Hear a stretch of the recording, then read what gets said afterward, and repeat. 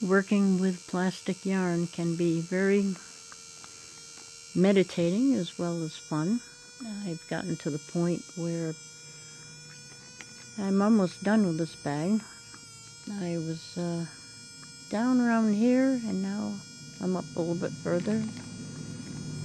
The bottom of the bag is an interesting color. Different sources of material. So I'm going to finish this off and put handles on it in a different video. And now I'm working on making a bottom. And I started with a chain of crochet and went around once. Then there was a little spot in the center here that I had to fill in. And then I started with some solid blue bags that I purchased, trash can liners. And this is a store bag. This is another color store bag. And this is another type of trash bag somebody gave me. And this is a stiffer plastic, so you have to use it singly instead of doubly like I normally do with the lighter plastic bags. So take it and cut it, and then where my end left off, I don't have a loop, so I have to tie the two ends together.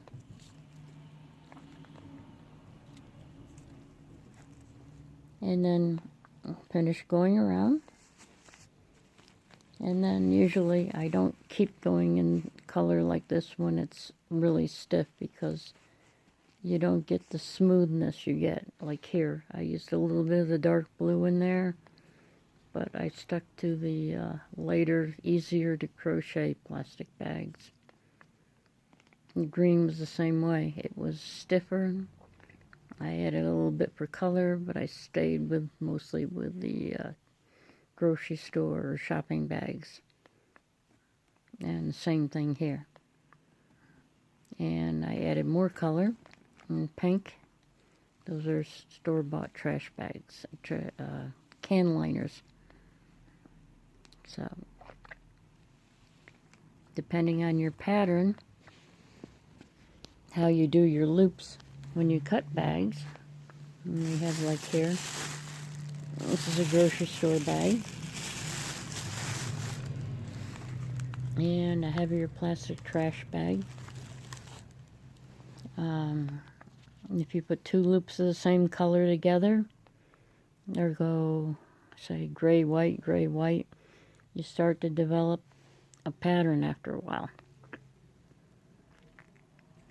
And you can manipulate the pattern depending on if you get so far and you tie it off and then add a new loop. You can start to make changes accordingly.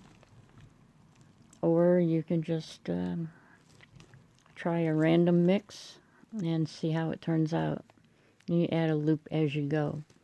When you make a big ball of yarn, like some people do, they'll take several of one color and they'll wind it up together. That's okay if you're going to do a section that's all the same color. But you have less control over how much color and how far it goes, depending on how many loops you put in. So next video, I'll show how to do handles and how to do the startup piece in the center, and to get rid of that hole that develops sometimes here, and adding color options. This is a trash bag liner. I cut them in widths this size because they're so thin and light, but at this width they're durable. But in the same instance, this thinner bag, if I make it any thinner than that, it's difficult to crochet. Thinner bags, the thicker bag is right here, the thinner bag, which is this, is right here. And when I open it,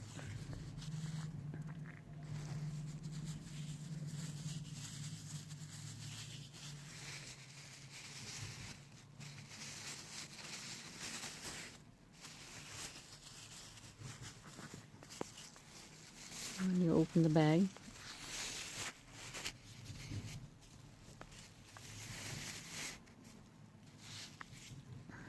it makes a nice loop material. And at this thickness, it's just as strong, but not as stiff as this. This is more flexible and goes pretty much wherever I want it to. So each bag, depending on its thickness and strength, would have to be adjusted, or else if you don't, and you keep making your loops, like with our plastic bag, grocery bags, when we cut them, they look like this, and we unfold them. These are a different width, and these we use folded over to get just about the right thickness, along with these thinner bags. So you have to experiment, and once you get a size on your loops so that it looks decent, then the area looks filled in. If the loops get too tight,